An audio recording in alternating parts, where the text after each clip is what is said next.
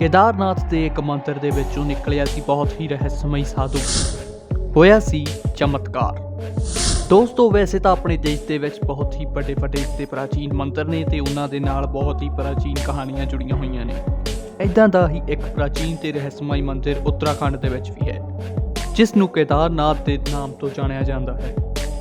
दस्सिया जाता है कि इदां ही एक शिव भक्त केदारनाथ के धाम ते पहुंचिया सी, पर जदों वो केदारनाथ के धाम ते पहुंचा तो मंदिर के कपाट बंद हो चुके सी। सर्दियों का मौसम आ रहा सी, तां करके केदारनाथ के धाम के कपाट जिहड़े ने वो बंद हो रहे सी। शिव भक्त ने पुजारियों तो मत्था टेकण की बहुत अनुमति मंगी, पर उन्होंने शिव भक्त नूं 6 महीने बाद आउण दा समा दे दिता। निराश हो गया वो आदमी, वो बहुत ही अपसेट हो गया तो उसने ठान लिया कि हुण जो भी हो जाए वो दर्शन करके ही अपने घर वापस लौटेगा। भोले का नाम जपते हुए वो पुजारी उत्थे ही बैठ गया। रात हो गई सी, पर अचानक उसने देखा कि उसके कोल एक अघोरी साधु आए ते उन्होंने उस शिव भक्त नाल गल की। गलबात करन तो बाद वो शिव भक्त उत्थे ही सौ गया, पर जदों वो उठिया तो नज़ारा कुछ होर सी। आखिर की सी वो नज़ारा ते कौन सी वो साधु ते की चमत्कार उसने देखिया, जानण दे लई साडी वीडियो दे विच बने रहो। असीं तुहाडा स्वागत करते हैं नॉलेज टीवी पंजाबी दे विच।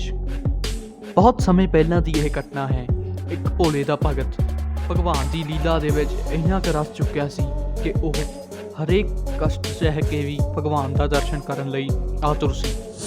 वो शिव भक्त बहुत ही गरीब सी, उसकी आर्थिक स्थिति बिल्कुल भी ठीक नहीं सी। जिंदगी की भाग दौड़ दे विच उसके मन में ख्याल आया कि क्यों ना केदारनाथ के दर्शन किए जाए, पर जिदा कि मैं थोनों दसिया कि आर्थिक स्थिति ठीक ना होने करके उसके कोल जाण के पैसे तक नहीं सी। ना तो उसके कोल पैसे सी ते ना ही उसके कोल आउण जाण का कोई साधन। इन्हां सारियां परिस्थितियों के बावजूद भी उसने अपना हौसला नहीं छड्डिया अते वो बाबा जी के दर्शन करन दे लई तुर पिया। अपनी भगती दे विच डुबिया होया वो शिव भक्त बाबा केदारनाथ के दर्शन करन दे लई पैदल ही अपने घर तो निकल गया। रास्ते दे विच कई संकट आए, पर वह नहीं डरिया। उसनूं रास्ता भी नहीं सी पता, तां ओह आउण जाण वाले लोकां तो रास्ता पुछ के अपनी मंजिल दे ओर वाधदा चला गया अते आखिरकार वह बाबा दे धाम केदारनाथ पहुंच गया। तुहानूं जाण के हैरानी होएगी कि यह यात्रा करते हुए उसनूं 2 महीने का समा लग गया। उत्थे पहुंचण की खुशी पर उसनूं ज़्यादा देर नसीब नहीं हुई। जद ही वो उत्थे पहुंचा तो उसने देखा कि उत्थे कोई भी पुजारी या भगतगण नहीं हैगे अते उसने जदों 2 पुजारियों नूं अपने और आउंदा देखा तो उन्होंने उसनूं सवाल पूछा कि तू इत्थे की कर रहा है। तो उस आदमी ने दर्शन करने की इच्छा प्रकट की, पर उन्हां पुजारियों ने उसनूं साफ साफ शब्दां दे विच मना कर दिता कि नहीं, असीं तुहानूं दर्शन दिवा सकते, क्योंकि केदारनाथ दे धाम ठंड का मौसम होने करके 6 महीनों के लिए बंद हो चुके हैं।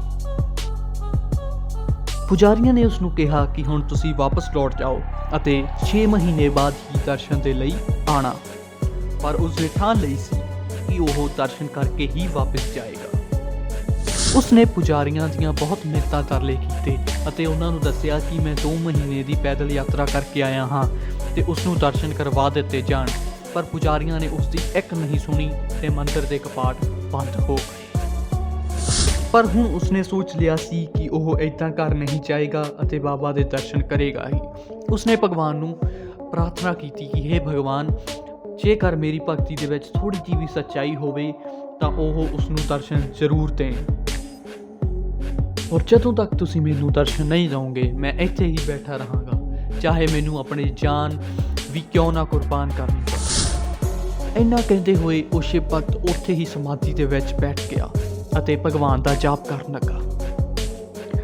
बारिश ते आंधी तूफान चल पे। हौली हौली समा बीतदा गया अते रात हो गई। रात का सन्नाटे दे विच अचानक उसनूं एक लो अपनी तरफ आउंदी दिखाई दिती। उस हनेरी रात दे विच उसने देखा कि उसके सौंदे हुए अचानक एक अघोरी साधु उसकी तरफ चलता हुआ आ रहा है। ਉਹ ਸਾਧੂ ਮਹਾਤਮਾ ਬਹੁਤ ਹੀ ਤੇਜਸਵੀ ਅਤੇ ਬਹੁਤ ਹੀ ਪ੍ਰਭਾਵਸ਼ਾਲੀ ਦਿਖਾਈ ਦਿੱਤੇ ਉਸਨੂੰ। ਤਾਂ ਉਸਨੇ ਉਹਨਾਂ ਦੇ ਨਾਲ ਗੱਲਬਾਤ ਕਰਨੀ ਸ਼ੁਰੂ ਕਰ ਦਿੱਤੀ ਅਤੇ ਆਪਣੀ ਪੂਰੀ ਕਹਾਣੀ ਦੱਸੀ ਕਿ ਕਿੱਦਾਂ ਉਸਨੇ 2 ਮਹੀਨਿਆਂ ਦੀ ਪੈਦਲ ਯਾਤਰਾ ਨੂੰ ਕੱਟਿਆ ਅਤੇ ਅੱਜ ਜਦ ਉਹ ਭਗਵਾਨ ਦੇ ਦਰਸ਼ਨ ਕਰਨ ਆਇਆ ਤਾਂ ਉਸਨੂੰ ਕਪਾਟ ਬੰਦ ਮਿਲੇ। ਅਘੋਰੀ ਸਾਧੂ ਦੇ ਕੋਲ ਪਾਣੀ ਅਤੇ ਖਾਣਾ ਸੀ। ਉਹਨਾਂ ਨੇ ਉਸਨੂੰ ਪਾਣੀ ਅਤੇ ਖਾਣਾ ਦਿੱਤਾ ਤੇ ਠੰਡ ਦੇ ਵਿੱਚ ਉਸ ਦੇ ਲਈ ਅੱਗ ਜਲਾਈ। ਅਘੋਰੀ ਸਾਧੂ ਨੇ ਉਸਨੂੰ ਆਪਣੇ ਹੱਥਾਂ ਦੇ ਨਾਲ ਖਾਣਾ ਖਿਲਾਇਆ ਤੇ ਜਦ ਉਹਨਾਂ ਨੇ ਉਸ ਆਦਮੀ ਦੀ ਸਾਰੀ ਕਹਾਣੀ ਸੁਣੀ ਤਾਂ ਉਹਨਾਂ ਨੇ ਉਸਨੂੰ ਆਸ਼ੀਰਵਾਦ ਦਿੱਤਾ ਅਤੇ ਅਚਾਨਕ ਹੀ ਸ਼ਿਵ ਭਗਤ ਨੂੰ ਗਹਿਰੀ ਨੀਂਦ ਆ ਗਈ ਅਤੇ ਉਹ ਗਹਿਰੀ ਨੀਂਦ ਦੇ ਵਿੱਚ ਸੌਂ ਗਿਆ। ਅਗਲੇ ਦਿਨ ਸੁਬਾਹ ਉਸ ਦੀ ਨੀਂਦ ਖੁੱਲੀ। ਜਦ ਉਹ ਨੀਂਦ ਤੋਂ ਜਾਗਿਆ ਤਾਂ ਨਜ਼ਾਰਾ ਬਿਲਕੁਲ ਬਦਲ ਚੁੱਕਿਆ। ਉਸਨੇ ਦੇਖਿਆ ਕਿ ਜੋ ਉਸਨੇ ਪਿਛਲੇ ਦਿਨ ਸੌਣ ਤੋਂ ਪਹਿਲਾਂ ਬਰਫ਼ਬਾਰੀ ਅਤੇ ਠੰਡਾ ਵਾਤਾਵਰਣ ਦੇਖਿਆ ਸੀ ਉਹ ਹੁਣ ਬਿਲਕੁਲ ਗਰਮਾ ਚੁੱਕਿਆ ਸੀ। ਬਰਫ਼ ਬਿਲਕੁਲ ਨਾਮਾਤਰ ਰਹਿ ਗਈ ਸੀ। ਇਹ ਸਾਰਾ ਦ੍ਰਿਸ਼ ਦੇਖ ਕੇ ਉਹ ਕਾਫੀ ਹੈਰਾਨ ਹੋ ਜਾਂਦਾ ਹੈ ਤੇ ਅਚਾਨਕ ਉੱਠ ਖੜਦਾ ਹੈ ਅਤੇ ਬਾਬਾ ਦੇ ਦਰਬਾਰ ਦੇ ਵੱਲ ਤੁਰ ਪੈਂਦਾ ਹੈ। ਚਲਦੇ ਚਲਦੇ ਰਾਸਤੇ ਦੇ ਵਿੱਚ ਉਸਨੂੰ ਮੰਦਿਰ ਦੇ ਪੁਜਾਰੀ ਮਿਲਦੇ ਨੇ ਅਤੇ ਉਹ ਉਹਨਾਂ ਨੂੰ ਕਹਿੰਦਾ ਹੈ ਕਿ ਤੁਸੀਂ ਕਿੱਥੇ ਚੱਲੇ ਹੋ। ਅਤੇ ਜਦ ਉਸਨੂੰ ਇਹ ਪਤਾ ਲੱਗਦਾ ਹੈ ਕਿ ਉਹ ਕਪਾਟ ਖੋਲ੍ਹਣ ਚੱਲੇ ਨੇ ਤਾਂ ਉਹ ਬਹੁਤ ਹੀ ਹੈਰਾਨ ਰਹਿ ਜਾਂਦਾ ਹੈ ਅਤੇ ਉਹਨਾਂ ਨੂੰ ਕਹਿੰਦਾ ਹੈ ਕਿ ਬਾਬਾ ਹਲੇ ਤਾਂ 6 ਮਹੀਨੇ ਬਾਕੀ ਨੇ ਕਪਾਟ ਖੋਲ੍ਹਣ ਦੇ ਵਿੱਚ। ਪਰ ਇਹ ਸੁਣ ਕੇ ਪੁਜਾਰੀ ਬਹੁਤ ਹੀ ਹੈਰਾਨ ਹੋ ਜਾਂਦੇ ਨੇ ਅਤੇ ਉਹ ਉਸਨੂੰ ਦੱਸਦੇ ਨੇ ਕਿ ਉਸਨੂੰ ਇੱਥੋਂ ਗਏ ਨੂੰ 6 ਮਹੀਨੇ ਦਾ ਸਮੇਂ ਲੰਘ ਚੁੱਕਿਆ ਹੈ। ਇਹ ਅਪ੍ਰੈਲ ਮਹੀਨੇ ਦੀ ਅਕਸ਼ਯ ਤ੍ਰਿਤੀਆ ਦਾ ਸਮਾਂ ਆ ਚੁੱਕਿਆ ਸੀ ਅਤੇ ਕਪਾਟ ਬੰਦ ਹੋਇਆਂ ਨੂੰ 6 ਮਹੀਨੇ ਦਾ ਸਮਾਂ ਲੰਘ ਚੁੱਕਿਆ ਸੀ। ਪੁਜਾਰੀ ਦੀ ਗੱਲ ਸੁਣ ਕੇ ਉਹ ਬਹੁਤ ਹੀ ਹੈਰਾਨ ਹੋ ਜਾਂਦਾ ਹੈ ਅਤੇ ਉਹਨਾਂ ਨੂੰ ਦੱਸਦਾ ਹੈ ਕਿ ਮੈਂ ਹਾਲੇ ਕੱਲ੍ਹ ਹੀ ਤਾਂ ਇੱਥੇ ਆਇਆ ਸੀ ਅਤੇ ਕੱਲ੍ਹ ਹੀ ਇੱਥੇ ਆ ਕੇ ਮੈਂ ਸੁੱਤਾ ਤਾਂ ਇੱਕ ਰਾਤ ਦੇ ਵਿੱਚ 6 ਮਹੀਨੇ ਕਿੱਦਾਂ ਲੰਘ ਗਏ। ਸ਼ਿਵ ਭਗਤ ਨੇ ਪੁਜਾਰੀਆਂ ਨੂੰ ਸਾਰੀ ਗੱਲਬਾਤ ਦੱਸੀ ਕਿ ਉਸਨੂੰ ਰਾਤ ਇੱਕ ਅਘੋਰੀ ਬਾਬਾ ਮਿਲੇ ਸੀ ਜਿਨ੍ਹਾਂ ਦੇ ਕਿ ਸਰੀਰ ਦੇ ਉੱਤੇ ਰਾਖ ਮਲੀ ਹੋਈ ਸੀ, ਗਲੇ ਦੇ ਵਿੱਚ ਰੁਦਰਾਕਸ਼ ਸੀ ਤੇ ਮੋਢੇ ਉੱਤੇ ਸ਼ੇਰ ਦੀ ਖਾਲ ਉੜੀ ਹੋਈ ਸੀ।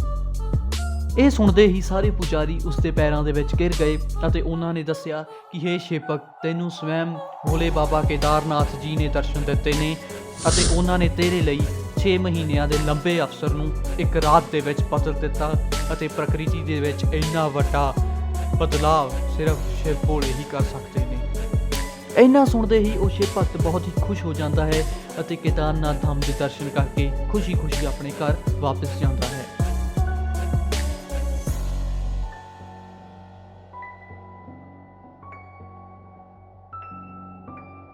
ਪੰਜਾਬੀ ਮਾਂ ਬੋਲੀ ਨੂੰ ਪਿਆਰ ਕਰਨ ਵਾਲਿਆਂ ਵਾਸਤੇ ਤੁਹਾਡਾ ਆਪਣਾ ਨੌਲੇਜ ਟੀਵੀ ਹੁਣ ਮਾਂ ਬੋਲੀ ਪੰਜਾਬੀ ਵਿੱਚ ਹਾਜ਼ਰ ਹੈ। ਦੁਨੀਆ ਭਰ ਵਿੱਚ ਵਸਦੇ ਪੰਜਾਬੀ ਜੋ ਮਾਂ ਬੋਲੀ ਪੰਜਾਬੀ ਨੂੰ ਪਿਆਰ ਕਰਦੇ ਨੇ, ਜੋ ਮਾਂ ਬੋਲੀ ਪੰਜਾਬੀ ਦੀ ਗੁੰਮਦੀ ਹੋਂਦ ਨੂੰ ਫਿਰ ਤੋਂ ਉਸਦੇ ਉੱਚੇ ਮੁਕਾਮ ਤੇ ਵਾਪਸ ਦੇਖਣਾ ਚਾਹੁੰਦੇ ਨੇ, ਉਹ ਚੈਨਲ ਨੂੰ ਸਬਸਕ੍ਰਾਈਬ, ਵੀਡੀਓ ਨੂੰ ਲਾਈਕ ਕਰ ਦੇਣ ਤਾਂ ਕਿ ਵੱਧ ਤੋਂ ਵੱਧ ਲੋਕਾਂ ਕੋਲੇ ਜਾਵੇ ਤੇ ਆਪਣੇ ਦੋਸਤਾਂ ਤੇ ਪਰਿਵਾਰ ਵਾਲਿਆਂ ਨੂੰ ਵੀਡੀਓ ਨੂੰ ਸਾਂਝੀ ਕਰਨ। ਧੰਨਵਾਦ।